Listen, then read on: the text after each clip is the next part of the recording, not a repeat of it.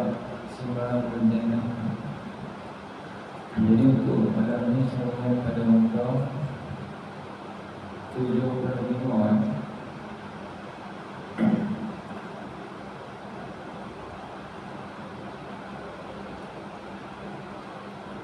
muka 75 baris yang ke-10 daripada bawah. Bismillahirrahmanirrahim. Qala al-musannif rahimahullah ta'ala. Dan atas engkau apabila engkau bernazar akan Allah Ta'ala akan bahawa nazar daripada sembahyang atau sedekah atau lain daripada demikian itu daripada segala qurbanat dengan bersegala pada menyempurnakan dengan dia. Jadi ini macam berapa kita ingat adab bernazar dan nazar. Nazar ni apa? Nazar ni kita berjanji. Kalau kita bernazar ni kita berjanji kepada Allah Ta'ala, berjanji nak buat perkara yang sunat jadi wajib. Itu nazar. Nazar ni kita berjanji dengan Allah nak melakukan ibadah yang asalnya sunat kemudian jadi wajib kat atas kita bila kita bernazar. Bernazar ada ibadah yang wajib tak janji itu memang kena buat. Ibadah yang wajib, sembahyang yang wajib, sembahyang fardu, puasa fardu, sedekah yang fardu yang wajib. Jadi itu tak janji pun tetap kena buat. Kalau yang sunat, ibadah yang sunat, sembahyang sunat, puasa sunat, asalnya sunat, tak wajib kita buat. Tapi bila kita berjanji dengan kita bernazar, maka jadi wajib.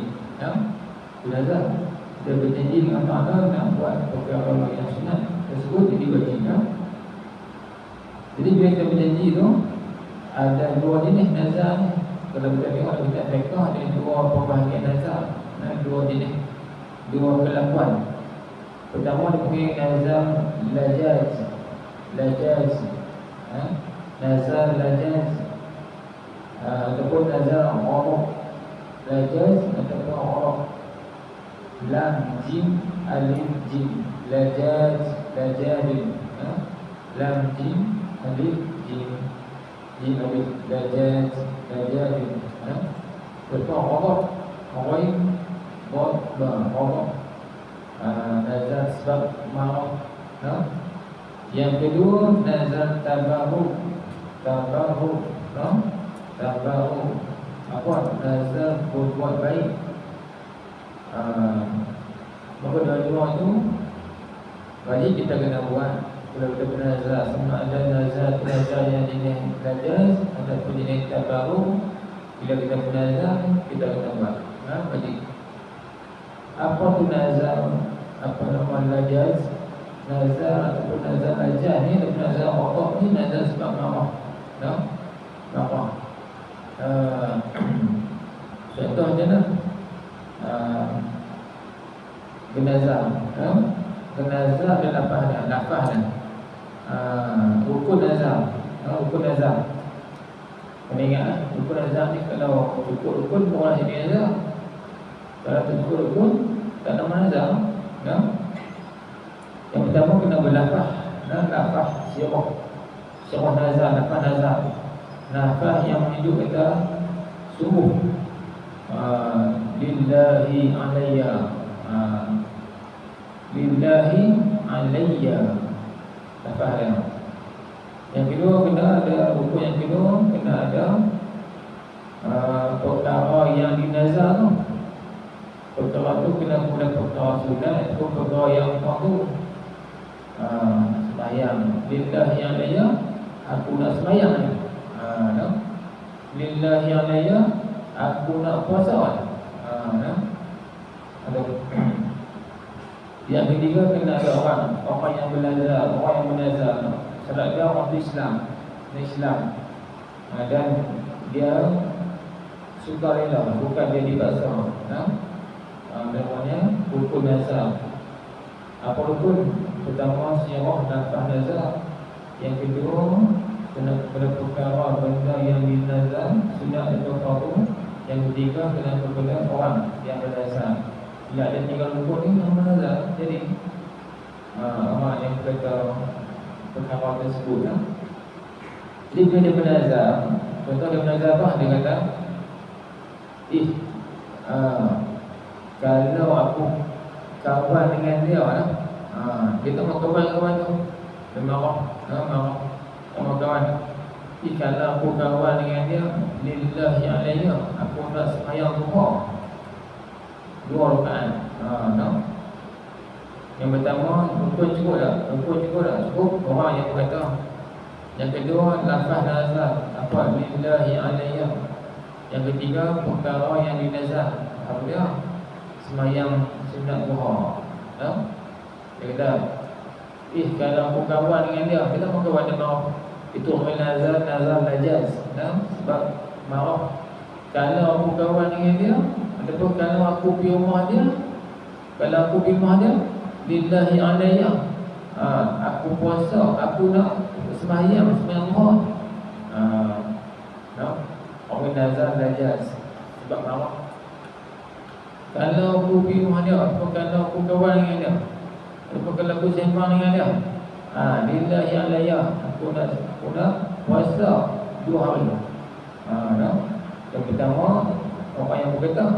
Yang kedua lafaz syarah lillahi alayya, lafaz nazar. Yang ketiga perkara yang dinazar, apa dia? Puasa 2 hari. Cukup. Jadi itu nazar.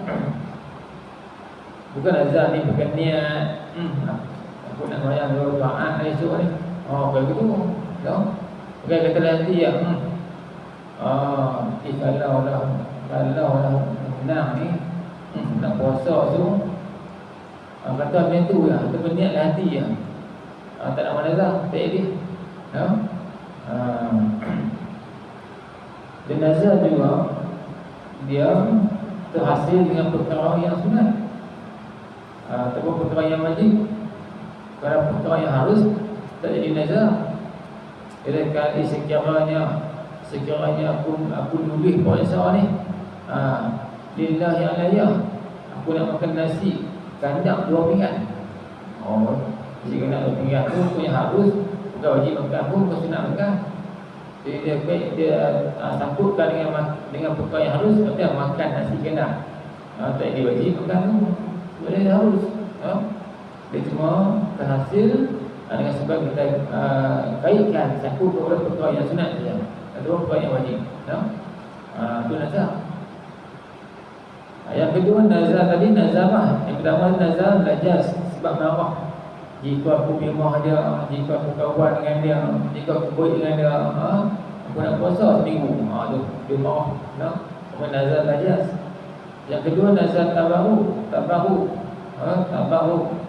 buat baik. Tu maklumlah kita nazar dia tu. Kalau menang apa nama pertandingan ni, apa dia? Nak puasa sehari tu, nazar buat baik. Kalau lebih puasa ni, nak sembahyang 2 rakaat lillahi alayya, nak sembahyang 2 rakaat, tu nazar buat baik. Dua-dua nazar tu sama nazar yang tak baru ataupun nazar yang lajaz.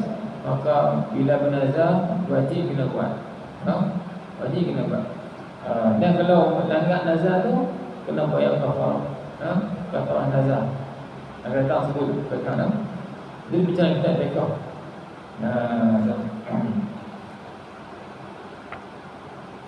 Jadi kita faham nazar dah. Macam mana keadaan dia, maka dia kata sini, dan atas engkau apabila engkau bernazar. Bila kita bernazar akan Allah Ta'ala, artinya cukup rukun lah. Bernazar, orang yang berkata orang kata tu orang Islam, orang kafir tak sah nazar, tak ingin nazar sebab dia orang Islam. Orang yang dipaksa pun tak sah, tak jadi, tak dapat amal, tak jadi nazar tu boleh dipaksa. Jadi orang yang katalah, kemudian dia guna lafaz nazar lillahi alayya, ya. Wajiblah Allah menekan aku ni lillahi alayya, ya. Kemudian dia pun kaitkan dengan perkara sunat apa-apa, puasa ke, sembahyang ke, sedekah ke, penuri ke, lillahi alayya, sekiranya aku kawan dengan dia, aku dapat penuri. Kita pun kawan, kita pun nazar yang najas pun jadi juga hasil juga nazar tu, ya. Kalau langgar kena banyak kepada, ya. Jadi kita sini bila kita bernazar kepada Ta'ala akan suatu nazar, suatu apa? Contoh daripada sembahyang, kita nazar kata nak sembahyang ke, ya. Sekiranya aku dapat anak ni, aku nak sembahyang 10 rakaat sunat duha. Lillahi alayya, lillahi alayya, sekiranya aku dapat anak ni, aku nak sembahyang duha 10 rakaat. Lafaz nazar pada orang berkata pada, dan secara diguna pun ada juga, ya. Cukup. Maka jadilah nazar tu bila dapat anak wajib kena sembahyang, wajib kena sembahyang duha tu sebelum habis cukup. Tapi tak kaitkan dengan segera ataupun apa nama satu hari. Artinya boleh buat bila-bila, boleh buat 10, ya. Kalau dikaitlah, kalau aku dapat anak ni, aku nak sembahyang duha bila? Sehari 10 rakaat. Sehari kena pergi 4 rakaat, ya. Kalau tak kait dengan apa-apa, tak sembahyang duha saja, tak kait berapa hari. Ada ikut juga, nak buat sehari 2 berapa, sehari 4 berapa ikut, kan? Buat ikut 10, ya. Kalau dikaitkan dengan apa-apa, ada. Tentu seperti sembahyang atau sedekah termasuk perkara sunat, ya. Atau lain daripada demikian itu, mungkin itu sembahyang ataupun sedekah, nak puasa ke, nak baca Quran ke, sekiranya aku menang aku lebih puasa ni, aku nak baca Quran 2 juzuk, lillahi alayya nak baca, ya. Maka ketika tu jadilah nazar, ya. Ataupun yang lain daripada demikian itu, sembahyang ataupun sedekah, apa dah demikian itu daripada segala qurabat. Qurabat ni ibadah yang sunat, ya. Qurabat ibadah yang sunat. Saya pernah qurabat ni perkara yang hampir. Maksudnya hampir ni ibadah sunat tu ibadah yang hampirkan kepada Allah Ta'ala, ya. Ibadah yang fardu memang wajib kena buat. Kalau kita nak dekatkan lagi dengan Allah, kita kena tambah sunat pula. Maka sunat tu kita katakan ibadah yang qurabat, ya, qurabat.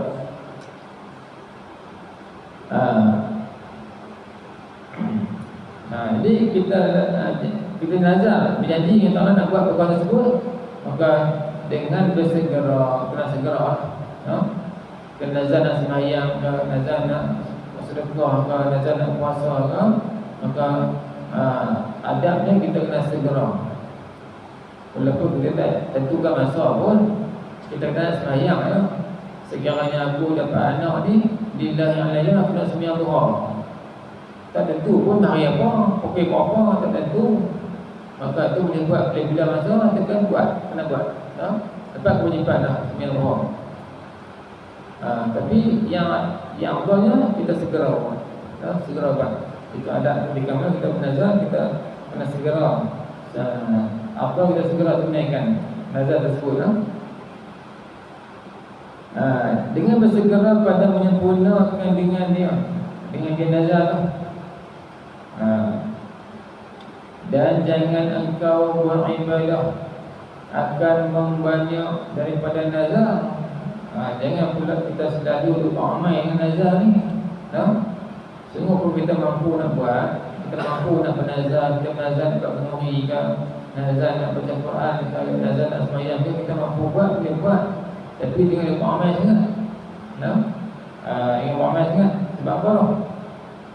Maka kerana bahawasanya syaitan ini pandai. Bahawasanya syaitan terkadang syaitan ni menghalau akan dikau. Maksud menghalau tu memperdaya akan dikau. Syaitan ni dia pandai berkena. Semua pun nazar ni kita boleh buat, kita mampu buat lah, mampu sembahyang, mampu kotakan janji kita tu, mampu kita buat. Jadi jangan lupa amal sangat dengan nazar. Sebab apa? Syaitan ni dia pandai, pandai nak memperdaya kita. Jadi terkadang menghalau akan dikau ni, memperdaya akan dikau dengan demikian itu nazar tu, supaya menjatuh ia akan dikau ke dalam mencederakan, supaya kita ni boleh melanggar nazar tu. Syaitan ni pandai. Kalau kita terbiasa dengan nazar ni, syaitan dia ambil peluang supaya kita ni melanggar nazar tersebut.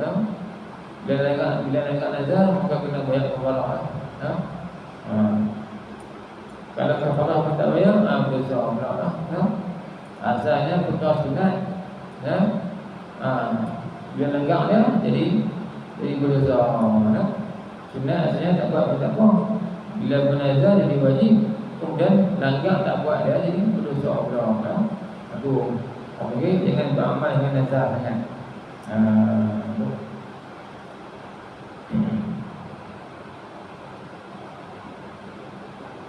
Supaya sebab syaitan ni dia sebab apa syaitan ni itu, supaya menjatuh ia syaitan akan dikau, menjatuh oleh ia syaitan akan dikau ke dalam mencederakan, ke dalam melanggar nazar. Dan apabila bersumpah engkau atas memperbuatkan sesuatu, kemudian engkau lihat kebajikan pada meninggal. Jadi tadi masalah nazar, ini masalah sumpah pula. Jadi apabila nazar dengan sumpah, nazar ni kita memperwajibkan perkara yang sunat ke atas diri kita. Adapun sumpah, kita tak wajib buat perkara, tak wajib buat ibadah, cuma kita nak memperkuatkan dakwaan kita tu. Kita bersumpah, wallahi ka wabillahi ka wa ta'allahi ka. Maka lepas tu untuk menguatkan cakapan kita, ataupun menguatkan dakwaan kita. Itu beza antara sumpah dengan nazar. Nazar, kita bernazar sebab kita memperwajibkan perkara yang sunat ke atas kita. Sumpah, kita nak kemahkan dakwaan ataupun hujah kita. Itu sumpah. Maka dua-dua perkara tersebut, kalau kita langgar sumpah ataupun langgar nazar ni, maka pun sama juga kena bayar kafarah. Kafarah sumpah dan kafarah nazar. Ayat nazar tadi bila masuk bersumpah tak? Dan apabila bersumpah engkau akan memperbuatkan sesuatu, bila kita bersumpah wallahi, sumpah pun adalah faham wallahi ka wa billahi ka wa ta'allahi ka. Itu lepas sumpah, bukan sumpah Melayu kan? Sumpah Melayu ni apa dah? Bagi sumpah macam mana? Malaikat 24 lah semua dah. Malaikat 66 pun dah tunjuk. Itu Melayu sumpah kan? Tak kenal tu. Sumpah betul ni kena kata lafaz wallahi ataupun wa billahi wa ta'allahi, 3 kalimah dia baru jadi sumpah. Kalau kata alai malaikat ke, demi malaikat ke, tak kenal, tak jadi sumpah tu.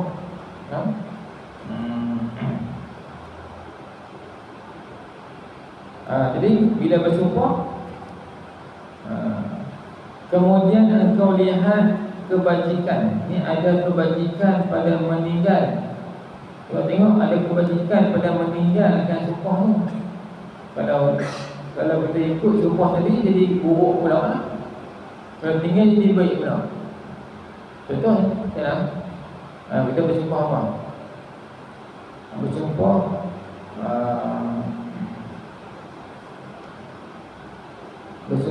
bersumpah nak berkuri. Sumpah kita ada yang kita bersumpah apa? Nak cerita tentang seseorang, adalah ciri-ciri apa kan? Kita bersumpah betul wallahi dia buat macam ni, betul wallahi ni Zaid ni buat macam ni, sekian-sekian lah bersumpah.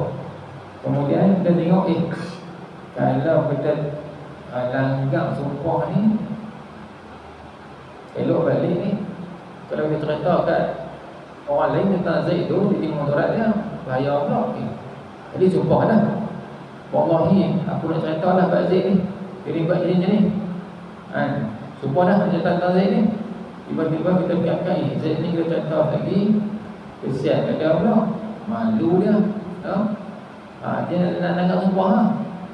Jadi kadang kita tengok macam tu ada kebaikan. Langgar sumpah tu ada kebaikan. Nak jaga nama baik Zaid ni. Tak mau contoh kat orang. Tenang. Jadi apabila bersumpah engkau atas buat sesuatu, kemudian engkau kita lihat ada kebajikan pada meninggalkan langgar sumpah tu, ataupun atas meninggalkan sesuatu tu. Bersumpah dah, wallahi ni nak contoh buat Zaid ni sekian ni. Sumpah dah, maka lekat kewajipan kena contoh. Kemudian ikat balik tak jadi cerita dan langgar sumpah. Sebab apa? Sebab langgar tu ada kebajikan dia. Nak jaga nama baik Zaid ni, nama baik orang, tak macam tentang apa nama keburukan dia, dan langgar sumpah tu. Maka apa yang perlu kita buat? Kemudian engkau lihat lebih baik pada membuat akan dia. Kemudian engkau lihat lebih baik pada membuat akan dia langgar tu. Maka bayar kafarah olehmu. Kena kafarah juga. Langgar sumpah. Kafarah langgar sumpah. Walaupun langgar tu kan memang ada kebaikan dia, tetap kena bayar juga.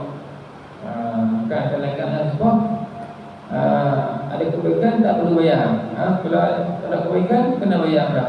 Asalkan langgar sumpah, tidak langgar sebab baik ke, langgar sebab tak baik ke, tetap kena bayar sumpah. Kena bayar kafarah sumpah. Jadi kalau lah kita bersumpah, kemudian dia tengok ada kebajikan, ada kebaikan, kalau kita langgar sumpah ni, maka itu afdal kita tinggalkanlah. Langgar sumpah tak apa, tapi kena bayar kafarah. Maka bayar kafarah olehmu daripada sumpah kamu. Bayar kafarah. Kata sebut lah, lekat tu kafarah sumpah dia. Kena puasa 2 hari, beri makan, pertama kena beri makan kepada fakir dan miskin, nak cukup makanan, terus kalau mampu puasa 3 hari betul-betul, maka datang. Dan buat olehmu akan yang lebih baik, dan buat lebih baik tu. Bila bersumpah, kemudian rasa macam langgar sumpah ni lebih baik, maka tak buat langgar. Tapi kena bayar kafarah. Itu buatlah apa yang rasa baik tu. Dan takut olehmu akan bahawa bersumpah atau bersaksi atas muqtada zon. Ini ancaman ke atas kita supaya kita jangan buat sumpahan ataupun penyaksian atas muqtada zon, atas sesuatu yang kita sangka tak jelas. Kita bersumpah atas satu perkara yang tak jelas, betul ke tak? Dengan ataupun kita menjadi saksi ke atas sesuatu yang tak jelas, apa jangan juga. Sumpah ataupun saksi atas sesuatu yang zon, yang kita buat sangka, tak yakin pun perkara tu. Zon ni lebih kurang kita ada 70% lah. Kekuatan itu, keyakinan tu cuma 70%. Kalau yakin 100%. Itu yakin. Ini kita pun tak yakin, cuma kuat sangka tuan. Maka jangan bersumpah ke atas perkara yang tuan, dan jangan bersumpah ke atas perkara yang jangan jadi saksi ke atas perkara bukan yang tuan. Jangan. Jangan. Dan adalah ia sumpah atau saksi tu yang oleh sekalipun walaupun dah biasa berlaku macam tu, bukan Dan adalah ia zon tu yang ghalib sekalipun, walaupun zon tu yang biasa berlaku dah. Tapi dia cuma martabat zon. Macam mana macam tu? Contoh Zaid dia seorang pencuri, ya. Jadi kita pun tanya orang yang kita, siapa yang curi ni? Memang sebelum ni Zaid dah curi tu. Tiba hari barang hilang. Kata orang mana Zaid kan? Dia ada duit kan?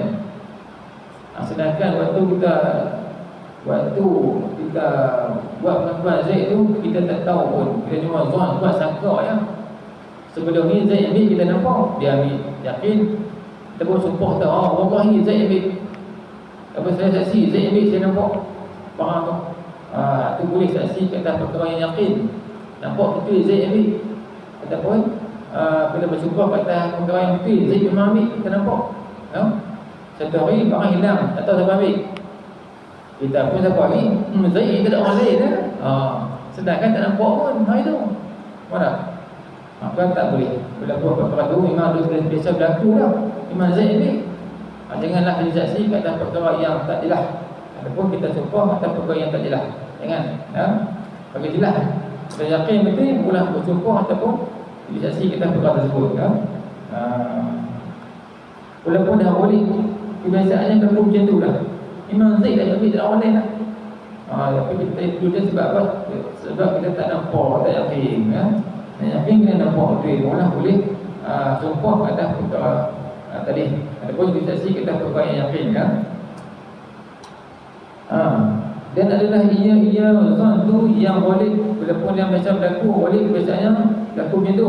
Jangan lebih lagi daripada waham. Yang waham lebih lagi lah. Kalau hak zon pun jangan kita sumpah ataupun jangan kita disaksi. Maka yang waham ni lebih lagi. Apa waham? Yang kesamaran. Tak jelas. Memang tak tahu, tak jelas. Boleh jadi dia, boleh tidak. Tak jelas, jangan. Dan syok, syok jangan bersumpah pada perkara yang syok ataupun disaksi pada perkara yang syok, jangan. Syok ya. Dan apabila mengambil engkau akan harta seseorang, dan apabila mengambil engkau akan harta seorang yang muslim dengan sumpah engkau, bila mana kita contohlah ambil harta seorang muslim dan kita bersumpah,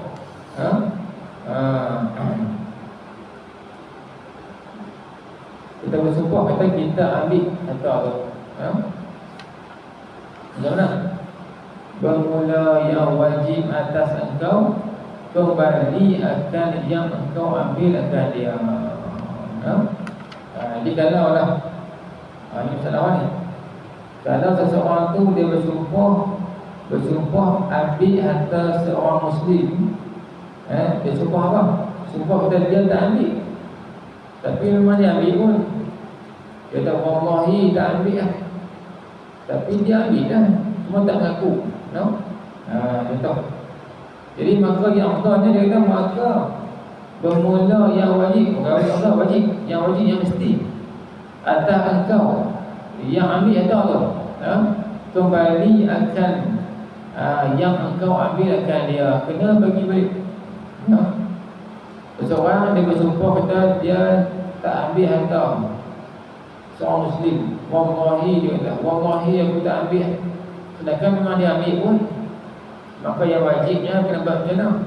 Dia kena ulangkan balik harta tu dan dia kata engkau bayar kafarah sumpah kau. Kena bayar sumpah lah. Sebab bersumpah dan melanggar sumpah. Bersumpah pertama dia berbohong, yang kedua dia bersumpah, yang ketiga dia melanggar sumpah. Seseorang dia bersumpah ambil harta seorang muslim, wallahi dia kata wallahi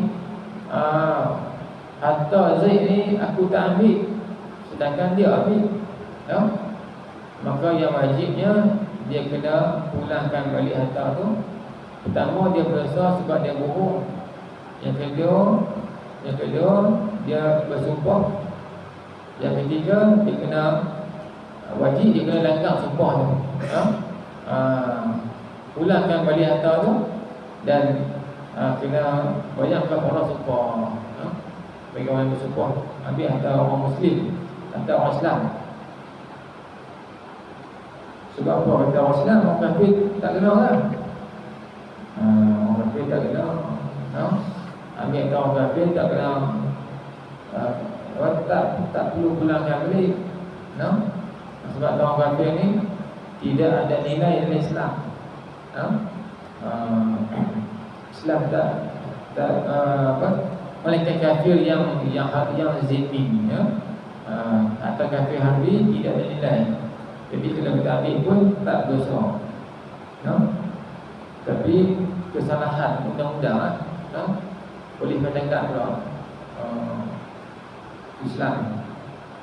Sebab Islam tidak ada orang kafir dia mendapat jabatan. Kerana kita bina negara Islam yang sebenar, orang kafir tidak boleh melebihi orang Islam. Pemerintah Islam wajib kena pastikan orang kafir tak boleh melebihi orang Islam. Kalau orang Islam naik kereta apa? Naik kereta produk, orang kafir kena naik hamrah kita tu. Lebih. Kalau orang Islam naik kereta apa? Proton, orang kafir kena naik hamrah lebih orang Islam. Kalau orang kafir, kalau orang Islam kat rumah 2 tingkat, orang kafir kena kat rumah tingkat kan? Itu ni orang Islam. Nanti lebih. Kalau orang kafir ni harta banyak ni, kalau orang Islam harta banyak, kalau orang Islam ada harta 100,000, orang kafir kena bawah tu betul. Dia lebih. Kena buat sekatan. Dia lebih kena ambil. Tu orang Islam. Tapi dia tak ada Islam yang sebenar, maka orang kafir yang paling kaya lah kat dunia ni. Nampak lah. Kalau buat orang Islam,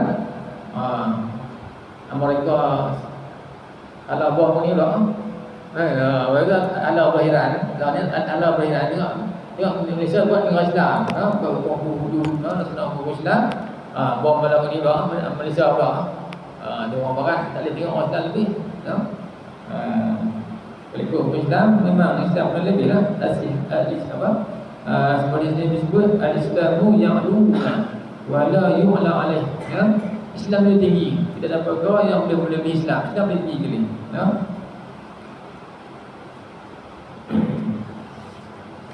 Baik. Jika seorang tu dia bersumpah tentang mengambil harta orang Islam, wajib dia kena langgar sumpah tu, kena bagi balik harta tu, dan dia kena bayar kafarah sumpah. Dan bermula kafarahnya sumpah tu apa dah? Ni kafarah dah. Memberi makan 10 miskin. Kena bagi makan 10 miskin yang pertama. Itu tertib. Yang pertama kena cari 10 orang miskin, bagi makan. Makan apa? Tiap miskin bagi tiap miskin secupak. Secupak makanan lah, beras. Makanan asasi tempatan. Beras lah. Kalau lah itu tempat makan apa? Tempat makan kacang macam orang dekat lah. Atau yang kedua, kalau tak mampu cari miskin, semua orang kaya, atau beri pakaian akan mereka itu, boleh bagi pakaian pun tak apa, tak bagi makanan pun tak apa, bagi pakaian pun tak apa. Daripada dia 10 miskin tadi. Ini cara nak bayar kafarah sumpah ataupun kafarah nazar. Kalau bernazar apa-apa, langgar nazar, kena bayar ni lah. Buat je ni. Mula-mula bagi makan miskin, kalau tak ada makanan, beri pakaian pun tak apa. 10 orang miskin.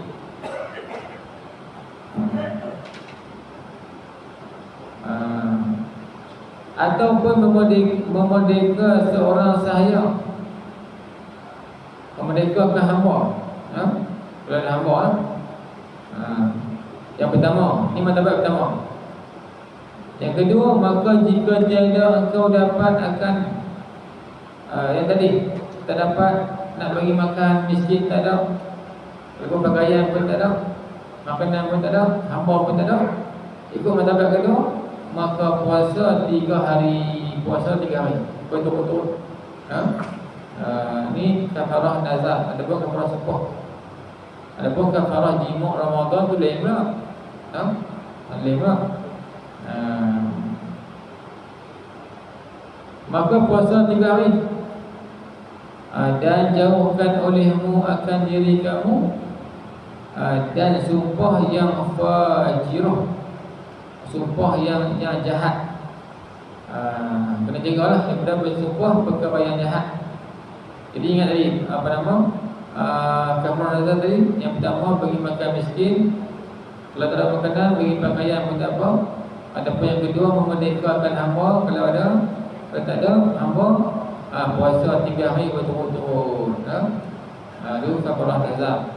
Bila kita dapat mana satu per 3 perkara ni, maka tentunya ialah kafarah tu. Jadi jangan kita bersumpah tentang perkara yang jahat. Fajirah, yakni yang dusta, yang bohong. Jangan kita bersumpah kepada perkara yang bohong, semata-mata nak menegakkan seseorang, maka kita bersumpah tentang perkara yang bohong. Selalu berlaku ulama fikih mahkamah lah. Pasti ada sebelah pihak yang betul, sebelah pihak yang salah, kan? Peguam hak bela belah betul ni tak apa dah. Peguam hak bela belah hak tak betul ni, dia pun nak bagi betul dia, nak bagi menang dia. Betul? Antara dua pelawat ni, seorang hak betul, tidak seorang yang salah. Betul, peguam pun belah ni pun ada peguam, ni pun ada peguam dia. Peguam hak belah betul ni nak menegakkan kebenaran dia. Peguam hak salah ni pula, dia nak menegakkan perkara salah. Dia bahaya. Kalau menegakkan perkara betul apa? Dia nak jadi peguam pun tengok. Ambil kiki hak betul saja. Kalau kiki hak kesambaran tak tahu betul ke tak, jangan dipertahankan. Jadi semata-mata anak bela anak guaman itu, dia terpaksa kena bohong, terpaksa kena buat sumpah yang palsu, terpaksa kena buat. Jadi mudarat lah.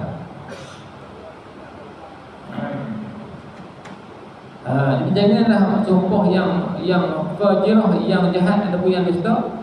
Sebab apa? Maka kerana bahawasanya meninggal, ia akan negeri meninggal, membuat ia akan negeri runtuh.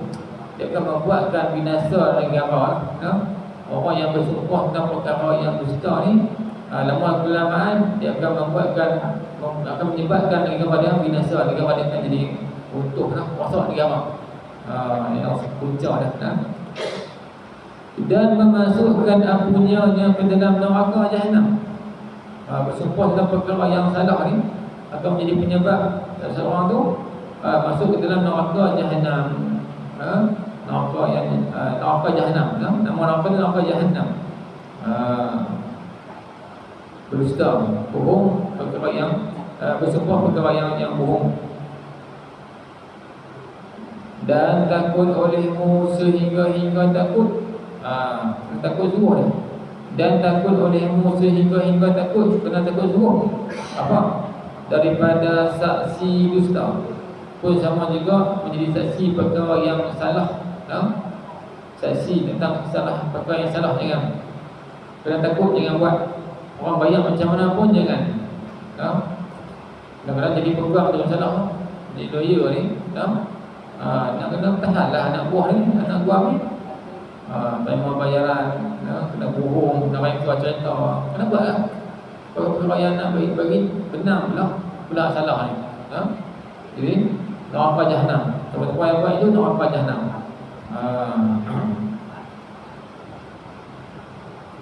Maka bahawasanya saksi dusta daripada akbaril kabair, daripada akbaril kabair, yang paling besar daripada dosa-dosa besar. Menjadi saksi tentang perkara yang dusta, yang salah termasuk dosa yang masuk kesalahan yang besar daripada dosa-dosa besar. Bahaya. Termasuk yang paling besar di kalangan dosa-dosa besar. Dalam dosa-dosa besar tu dia paling besar. Menjadi saksi tentang perkara yang salah, yang bohong. Saksi pembohongan. Dan sungguhnya menyertai akan dia oleh Nabi sallallahu alaihi wasallam. Menyertai membandingkan, sesungguhnya menyertai ini membandingkan akan dia saksi dusta oleh Nabi alaihi salatu wasallam. Nabi dapat perbandingan orang yang saksi dusta ni Nabi dah dengan menyekutui dengan Allah Taala, lebih kurang macam syirik Allah juga. Dosa yang paling besar, dosa besar ada orang yang ranking dia bersatu pada, berdua pada, bertiga pada dosa besar ni. Apa paling tinggi beli ranking atas tu syirik. Menyebutkan Allah Taala dosa yang paling besar, nombor satu. Jadi orang yang menjadi saksi dusta ni, saksi bohong ni, ataupun sumpah bohong ni, Nabi buat perbandingannya macam orang yang syirik dah. Dia orang macam tu, dosa besar. Jadi saksi dusta ataupun sumpah bohong.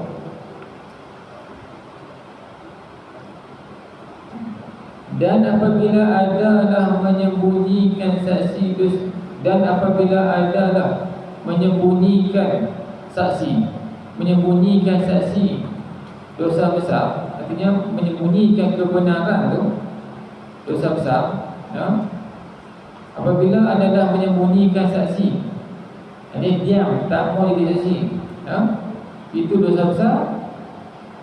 Kalau kita diam, tak mau jadi saksi, kita tahu perkara tu tapi tak mau apa, diam, tak mau nak turunkan kebenaran tu, itu dah dosa besar dah. Maka apalah sangka engkau dengan mereka-reka akan dia. Apatah lagi kena mereka cerita. Kalau kita tahu perkara tersebut, kita tak mau apa, tak mau jadi saksi, itu pun dosa besar lah. Maka apatah lagi mereka cerita, lagi dosa besar lah. Itulah tu kan. Jika kita tahu kebenaran, kita kena harap lah. Tentang kebenaran, jangan pusing-pusing dengan mana-mana cerita perkara benar tu benar. Jangan duk tambah takut, jangan. Bahaya. Kalaulah sembunyikan kebenaran pun dah jadi dosa besar, apatah lagi mereka cerita, lagi dosa besar. Habis. Kemudian kita mengenai nas'alullahul afiyah wassalamah qabla usulin nadamah.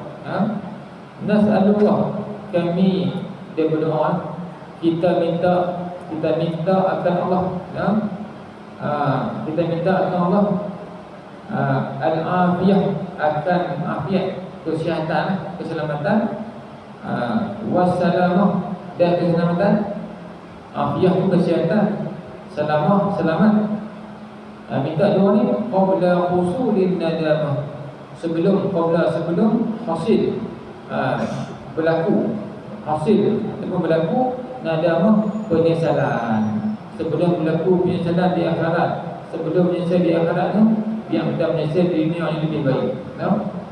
Kalau ada perkara yang kita rasa kita kena apa, kita kena apa. Dan jangan menyembunyikan perkara yang benar. Jangan jadi saksi kepada perkara yang salah.